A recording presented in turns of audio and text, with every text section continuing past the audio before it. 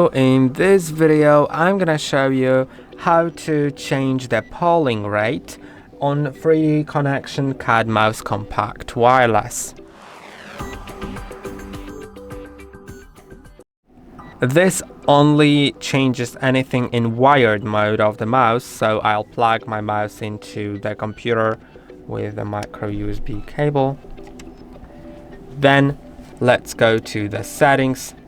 Let's go to advanced settings, and now you can find polling rate, and you can set it to 125 Hertz, 250, 500 or 100 Hertz, and that's it. I hope that this video was helpful.